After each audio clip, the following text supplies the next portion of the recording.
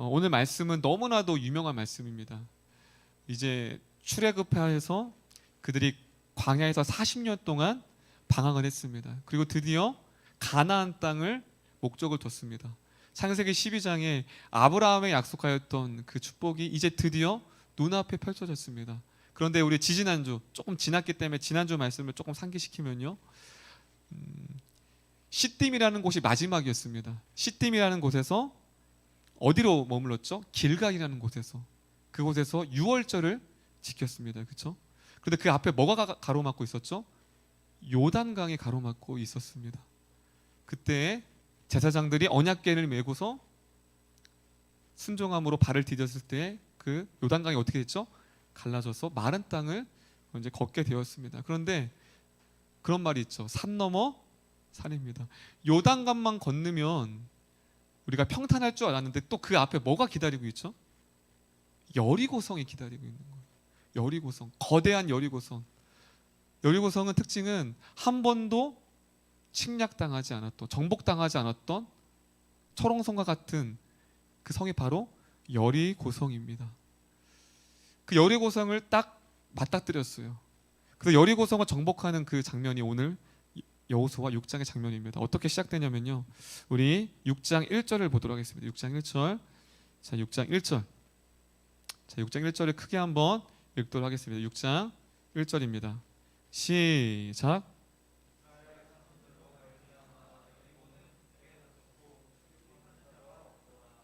자, 지금 보시면 어떻게 시작되냐면요, 그들이 여리고성은 굳게 뭐하였고 닫혔고, 영어 성경으로는 볼트로 죄고 빗장을 걸었다라는 뜻이 있어요. 그들이 굳게 닫았대요. 그 이유가 뭐래요? 누구로 인하여서 1절에 보니까요, 이스라엘 자손들로 말미암아. 우리가 기생 라합을 통해 우리가 알게 되었습니다. 기생 라합이 너희들을 향한 놀라운 소문을 들었대요.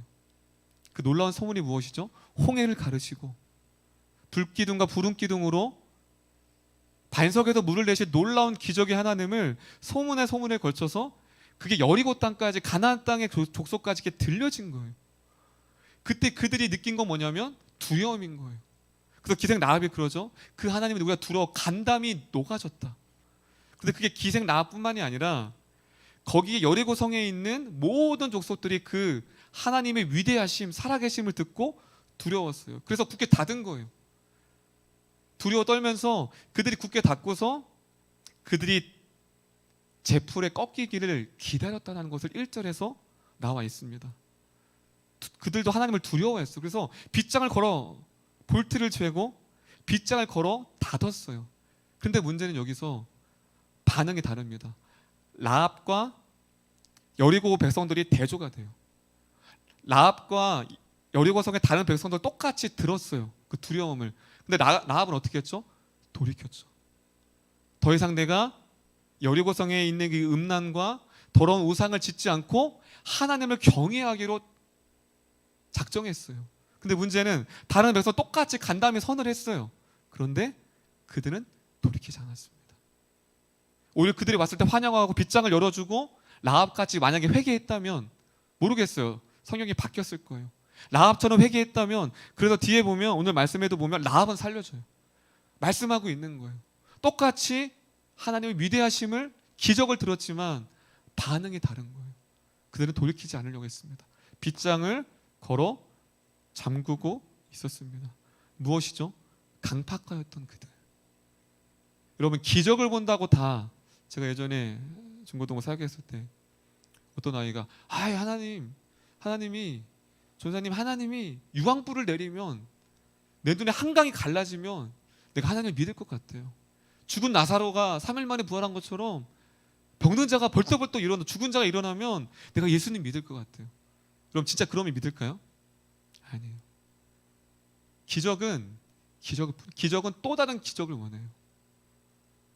기적으로는 절대 하나님을 믿을 수가 없어요. 마찬가지예요. 그들이 하나님의 놀라운 기적과 놀라운 것을 믿었기 때문에 두려워했죠. 하지만 하나님을 믿지는 않았어요. 돌이키진 않았어요. 그들은 빗장을 굳게 닫고 그들이 돌아가기만을 여리고 백성들은 기다렸다는 것입니다. 그런데 2절을 볼게요. 2절이 이렇게 나와 있습니다. 그 외에 2절 보겠습니다. 2절입니다. 시작.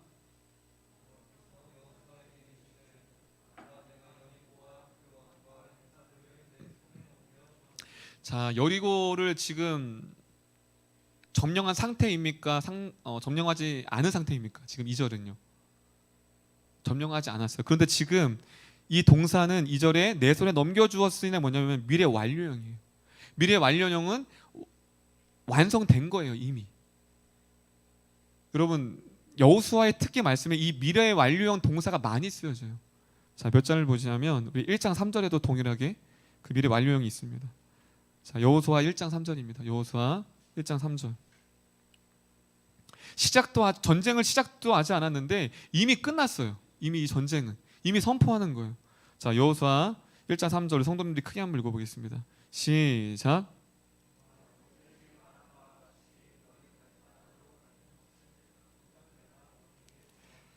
앞으로 주겠다, 주겠지, 줄 거야, 줄 거니까 걱정하지 마가 아니라 이미 너희에게 주어졌대요. 할렐루야.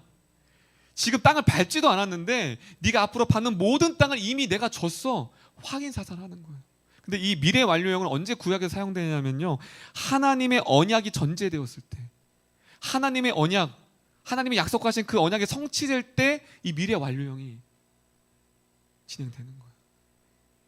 이미 이것은 하나님이, 결국은 이것은 그들이 정복이라는 단어를 하면 안 돼요. 이미 정복한 것을 순종을 통하여 확인하는 거예요. 할렐루야. 정복이라는 단어를 쓰면 안 돼요. 이미 하나님이 정복하셨어요. 그런데 문제는 순종이라는 것을 통하여서 항상 우리는 하나님이 성취된 그 언약과 그 말씀을 무엇을 통해서 확인할 수 있죠? 순종. 결국 여호수아서의 말씀은 순종을 말하는 거예요. 순종. 그 순종이 무엇과 연결돼요? 믿음하고 연결됩니다. 순종이라는 것은. 자, 그리고 4절 한번 볼게요. 한 절씩 한 절씩 좀 살펴볼게요. 이미 주어졌어요. 미래 완료 동사로.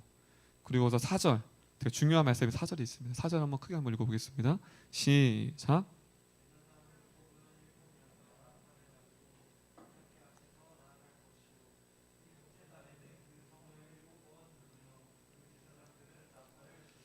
자, 4절에 가장 많이 나오는 등장하는 단어가 있습니다. 무엇이죠? 빨간 안 했어야 되는데 다 보이죠, 그렇죠? 일곱이 무려 몇 번 나와요? 4번 나와요. 제사장 일곱 나팔, 일곱째 날, 7번 돌며.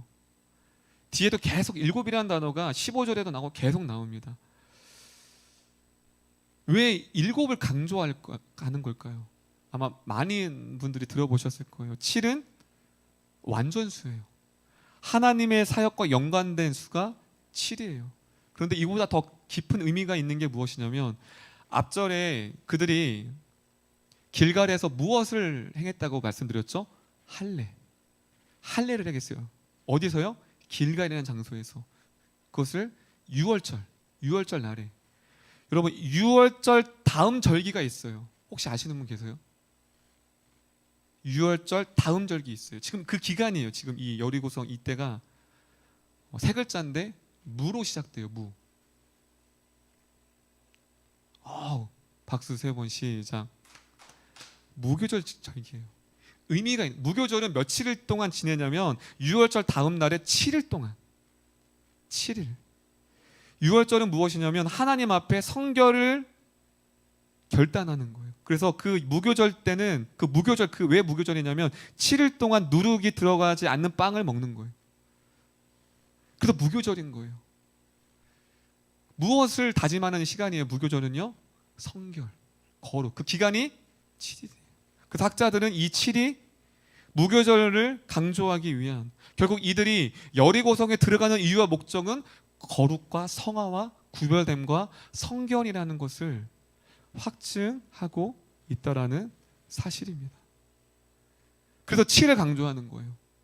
6월절. 하나님의 놀라운 구원을 받은 자가, 결국 6월절은 예수 그리스도의 피, 양의 피, 문설주의 피로 말미암아 구원, 패스오버 넘어가는 거잖아요. 결국 구원받은 자, 왜 그 다음 무교절이 있을까요? 성결이 있을까요? 그것은 구원받은 자의 책임과 의무가 뭐죠? 다다릅니다. 거룩입니다. 그걸 가리켜 성화라고 하죠. 신약에서는. 결국 구원받았다고 끝났어. 나는 이미 구원받았어. 아닌 거예요. 그들이 출애굽했을 때 고린도전서에 보면 그 출애굽을 세례라고 말씀했다고 말씀드렸죠. 사도 바울은 그들이 세례 받았어요. 출애굽을 통해서 모든 자들이 출애굽을 통해서 그들이 홍해를 건넜을 때 세례를 받았어요. 이거 가리켜 신학적 용어로 칭이라고 합니다. 칭의. 이스라엘 백성들은 출애굽함을 통하여서 거룩한 세례를 받아서 칭이 됐어요. 그들이 출애굽하는데 아무런 노력도 하지 않았습니다. 여러분, 칭이라는 건 의롭다함을 받는 건 우리의 노력이 있어요, 없어요? 없는 거예요. 이스라엘 백성들이 출애굽할 때 아무런 노력이 없었어요. 그런데 가나안 땅은 달라요. 싸워야 돼요. 부딪혀야 돼요. 그것을 무엇이죠? 성화의 싸움인 거예요. 출애굽과 칭이, 가나안 땅 성화. 그래서 지난주 말씀에 제사장이, 여러분, 출애굽을 할 때 홍해 가를 때는 그냥 막대기 하나로 했어요. 근데 여리고 성을 전에 요단강을 건널 때는 제사장이 발이 담겨져 있어요. 상징적인 거예요. 순종해야만 했어요. 제사장이 기도만 하고 하나님 갈라주세요가 아니라 그들이 발을 내디딜 때에, 물이 철렁일 때에, 순종할 때에 그 앞으로 무엇이에요? 치열한 영적인 싸움이 있다라는 거예요. 할렐루야. 그럼 예수 믿게 되면 더 평화로워야 되잖아요. 아니에요. 영적인 전쟁이 더 많아요. 왜냐하면 전에는 아무렇게도 지었던 그 죄들이 예수 믿게 되니까 너무 많은 거예요. 해결될 부분이. 욕먹 막 찡그리는 거 보니까 많아? 너무 많더라고요. 제가 욕쟁이였거든요. 욕 되게 잘해요. 안 믿기시죠? 그래서 제가 예전에 청소년 사역했을 때 이 설교를 제가 욕을 잘한다고 하니까 궁금한 거예요. 제가 욕 안 하게 생겼나 봐요. 할렐루야. 아무도 아멘 안 하네. 그래서 걔가 그러는 거예요. 전도사님, 그때 전도사 시절이니까 한 번만 욕 좀 들어주세요. 한 번만 해주세요, 저한테. 그래서 제가 그랬어요. 너 감당할 수 있겠니? 진짜? 아, 진짜 듣고 싶어요. 전도사님한테 욕을 소원이에요. 그러는 거예요. 그래서 제가 욕을 정말 오랜만에 했어요. 성화되고 예수 믿고. 아, 걔가 그 표정을 잊을 수가 없어요. 그 다음부터 교회를 안 나왔어요. 그때부터 다짐했어요. 이름의 주둥아리를. 지금도 욕 되게 잘해요. 왜냐하면 우리 아버님이 욕을 만드신 분이에요. 욕을 어떻게 저렇게 욕을 찰지게 여러분, 욕은 억양이 있습니다. 억양이 있고 그 강조점이 있어요. 그렇게 그냥 욕하면 안 돼요. 그래서 제가 하여튼 네, 어디로 갔죠? 여기 왜 나온 거예요 지금? 뭐하다 여기까지 왔죠? 성화를 말씀드리는 거예요. 예수 믿으니까 제가 침도 되게 잘 뱉거든요. 이렇게 노는 친구들이 막 이렇게 찍찍찍 하잖아요. 너무 실망하려나? 제 옛 모습입니다. 옛 모습. 그래서 침을 너무 뱉어가지고 애들이 때렸어요. 침 좀 뱉지 말라고. 근데 어느 날 침을 뱉을 이렇게 습관이 있잖아요. 예수 믿어도 그대로잖아요. 육신은. 침을 뱉으려고 안 뱉어야지. 삼키고. 그러니까 예수 믿고 나서 좋은 게 아니라 좋죠. 그런데 제약이 너무 많은 거예요. 내 안에 싸워야 될 게 너무 많은 거예요. 옛 모습과 구원받은 모습으로 살아가는 이 내 안의 전투가 너무 힘들더라고요. 그게 뭐예요? 구원받은 자의 싸움입니다. 할렐루야. 거룩한 싸움. 그것을 이스라엘 백성들이 경험하고 있는 거예요. 순종함을 통하여 결국 그들이 가나안 땅에서 믿음으로 정복해 가는 것입니다. 그런데 우리가 다 아는 것처럼 그들은 성을 정복합니다. 30절입니다. 아니, 우리 20절, 6장 20절. 자, 오늘의 본문을 이제 이해하기 위해서 그 앞절까지 이제 설명을 드린 거예요. 이제 마지막 설명입니다. 20절입니다. 20절. 자, 20절 크게 한번 읽어볼게요. 시작.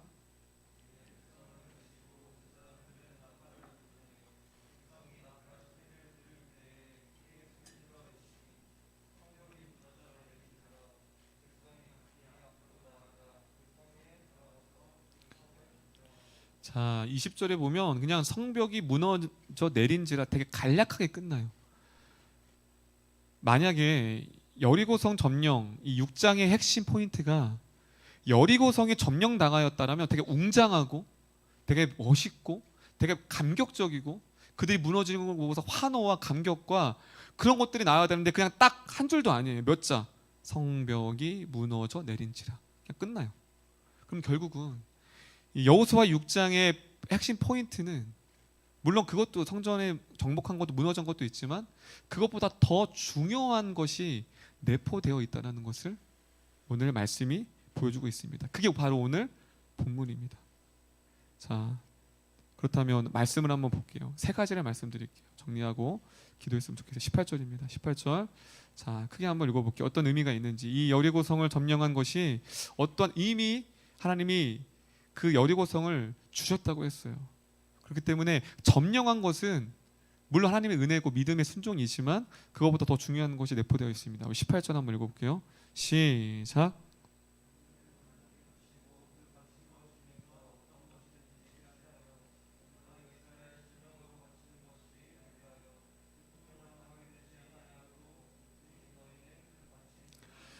자, 그냥 여리고 점령해서 승리와 환호로 6장이 끝날 수 있는데 계속 이어지는 게 뭐냐면 계속 그 안에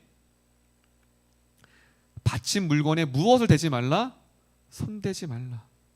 결국 앞으로 무너질 것인데 그 후가 중요하다는 거예요. 무엇이죠? 여리고서는 이미 점령이 됐어요. 이미 함락할 거예요. 그런데 함락한 것으로 너희가 취해 있지 마라. 그래서 정복한 것으로 믿음으로 순종해서 함락된 것으로만 끝나지 말고 그 후가 더 중요하다는 거예요. 할렐루야. 위험할 수 있다는 거예요. 뭔가 언약을 성취하고 뭔가 하나님의 은혜와 기적을 경험한 후가 더 조심해야 된다는 거예요. 더 위험할 수 있다는 거예요. 그것이 무엇이죠? 자만과 태만과 교만과 오만입니다. 이제 성취했으니까 이제 다 우리 끝났어. 우리 승리했어. 우리 교회로 마치면 자, 교회가 세워졌잖아. 자만할 수 있어요. 이 정도 됐으면 아니에요.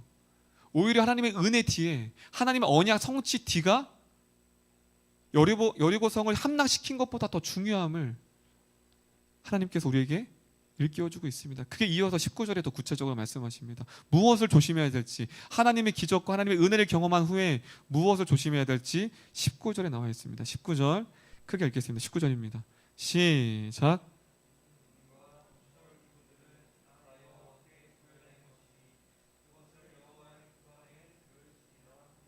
자, 음과 동철 기구들, 당시에 여리고 성에 있는 수많은 보석들이 있었어요.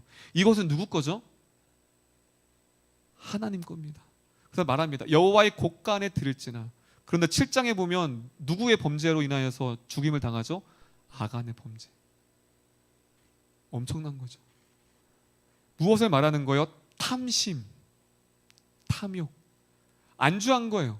안주하지 말라는 거예요. 너희가 여리고성을 점령했지? 안주하지 마. 긴장의 끈을 놓으면 안 된다라는 거예요. 여러분, 우리 안에 탐심이 올 때가 있어요. 탐욕, 정욕. 내 안에 탐심이 나도 모르게 나를 엄습할 때가 있습니다. 계속 지금 18절, 19절, 20절에 계속해서 너희가 무엇을 주의해야 할지, 하나님의 은혜를 누리고 있느냐, 하나님의 언약을 성취를 맛보았느냐, 그 은혜를 경험한 후가 그때가 진짜 우리가 조심해야 되고 영적으로 깨어 있어야 할 때인 것을 지금 18절, 19절에 말씀하고 있습니다. 그리고 20절, 26절에도 말하고 있습니다. 26절에도 하나님의 당부입니다. 그들에게 여호수아를 통하여서 믿음으로 말미암아 여리고성을 함락된 후에 하나님의 그들에게 하신 말씀입니다. 26절 읽겠습니다. 26절 크게 읽겠습니다. 시작.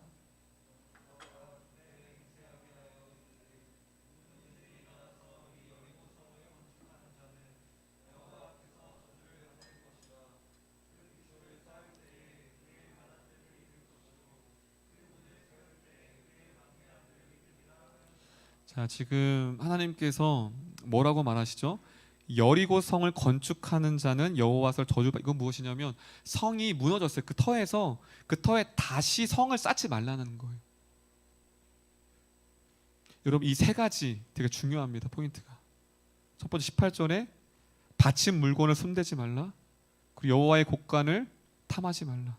그리고 여리고 성을 건축하는 자 여호와 앞에 저주를 받을 것이라. 그런데 엘리야 시대 때 아합 왕이라는 사람이 있어요. 아합 왕. 그 아합 왕이 여리고 성이 무너진 이곳에 성을 건축합니다. 거기서 우상을 섬깁니다. 우상을 섬기면서 그들이 갑작스러운 그 부부가 아합 왕 부부가 죽임을 당합니다. 이 세 가지는 무엇이냐면 이미 알았던 거예요. 이스라엘 백성들이 무엇을 무너질 것을. 여러분 여호수아 다음 말씀이 성경 말씀이 어떤 거죠? 창세기, 출애굽기, 레위기, 민수기, 신명기, 여호수아, 사사기. 그게 너무 좋아요. 노래를 초등학교 때 그때는 왜 이렇게 힘들고 외우냐 했는데 성경이 다 오는 거예요. 사사기죠. 여러분 사사기는 우리가 다 아는 것처럼 가장 영적인 이스라엘 백성의 암흑기입니다. 이미 예고하셨어요. 가나안 땅에서 너희가 조심하라. 이 세 가지를 그들이 다 사사기에서 범죄합니다. 탐심, 이방 문화 화려하거든요. 그 문화, 찬란한 문화를 보았을 때 마음이 빼앗깁니다. 그들과 통혼합니다. 하나님의 성전에서 제사를 드리고 음행을 행하는, 지금 여호수아에서 말씀하듯 예고하였던 그 범죄들이 그대로 사사기의 후손들이 범죄를 짓게 된다는 사실입니다. 할렐루야. 그렇다면 이 말씀이 우리에게 어떻게 다가올까요? 구원받은 후에, 은혜 후에 제가 항상 말씀드리는 것이 무엇이면 은혜 뒤에 시험이 있어요. 수련회 때 은혜 받고 말씀 상영 때 은혜 받고 막 기도 충만히 했어요. 근데 그 뒤에 항상 시험거리가 있습니다. 그리고 사단은 여러분들의 약점을 너무나 잘 알아요. 이거 하면 넘어지고, 여러분들의 약점을 여러분들의 연약함을 하나님도 아시지만 사단도 잘 압니다. 그래서 툭 넘어지는 거예요. 마찬가지예요. 그들의 연약함을 아셨던 하나님은 너희들은 탐심을 금해라. 여호와의 전에 손을 대지 마라. 이 성전에, 이곳에 무너진 터 위에 다시 성을 짓지 말라. 그건 무엇이죠? 오늘날로 적용한다면 내가 죄를 지었던 장소, 내가 과거에 지었던 죄를 다시 반복하지 말라는 거예요. 할렐루야. 여러분 우리는 새로운 죄를 짓지 않아요. 과거에 무너졌던 죄를 또 져요. 반복이에요. 새로운 죄가 아니라 늘 넘어졌던 죄. 말씀이에요. 그 터 위에 다시 죄를 짓지 말라는 거예요. 그래서 여러분 오늘 기도하실 때 여러분은 무엇에 넘어지십니까? 어떤 분들은 낙담, 낙심, 절망, 포기, 게으름, 오만, 교만, 나태함, 많은 것들이 있어요. 여러분 은혜 뒤에 항상 우리는 더 영적으로 예민함으로 깨어 있어서 앞으로 우리의 뿐만이 아니라 여러분의 그 깨어 있음을 통하여서 많은 사람들이 하나님을 경외하며 예배하는 그 날이 오기를 소망합니다. 할렐루야. 오늘 이 말씀을 통하여서 우리에게 주시는 말씀은 여러분에게 정복해야 할 여리고성이 있을 거예요. 그런데 그 여리고성을 넘어야 한다. 그 문제, 그 상황, 정복해야 하고 해결해야 될 것에 물론 그것도 기도해야 되지만 그것은 이미 하나님이 우리에게 주셨다는 확신의 믿음을 갖고 할렐루야. 그것에 마음을 몰두하기보다 그것을 하나님이 이미 나에게 주신 것을 확신을 믿고 그것을 내게 주셨을 때의 그 후의 모습, 우리는 이 문제가 해결됐으면 좋겠다 라고 마음이 모여질 때가 많아요. 그런데 더 중요한 것은 그것이 성취됐을 때 그 후의 나의 모습. 그리고 우리는 많이 붙듣습니다. 제가 청년사역을 하면서 아이들에게 물어요. 신입생들한테. 언제 가장 하나님을 뜨겁게 매달리고 기도했느냐? 언제일 것 같으세요? 고3 때. 고3 때는 금식도 해요. 심지어 부모님도 금식을 해요. 그런데 대학을 딱 붙었어요. 어떡하죠? 금식 안 해요. 새벽기도 안 나가요. 부모님도. 자신도 안 나가요. 무엇이죠? 자기 여리고성이 정복된 거예요. 자기가 원하는 것이 성취된 거예요. 근데 문제는 그 후를 생각하지 않았다라는 거예요. 그래서 많은 청년들이 자신이 여리고성 대학교를 붙고서 취직이라는 여리고성, 물질이라는 여리고성, 여러 가지 우리 안에 여리고성이 많습니다. 이것이 무너져야 되고 이것을 내가 성취해야 되고 그것에 몰두할 나머지 그것이 성취되었을 때 많은 사람들이 아간이 범죄였던 것처럼 우리도 범죄할 때가 있다라는 사실입니다. 할렐루야. 겸비했으면 좋겠어요. 내 약함이 무엇인가? 내 무너짐이 무엇인가? 그리하여서 하나님 앞에 정결한 마음으로 믿음으로 나아가는 우리 모든 이름교회 성도님들이 되셨으면 좋겠습니다. 할렐루야. 우리 옆 사람에게 이렇게 고백했으면 좋겠습니다. 은혜 받은 후에 반드시 시험이 옵니다. 할렐루야. 지금 그 시험의 기간일 수 있어요. 지금 나를 사단이 무너뜨리는 시간일 수 있어요. 영적인 긴 침체와 어떠한 터널 가운데. 그럴 때 다시 한번 하나님 앞에 겸비한 마음으로 하나님, 내가 하나님 앞에 온전함으로 나갈 수 있는 믿음을 달라고 기도하는 우리 모두가 되셨으면 좋겠습니다.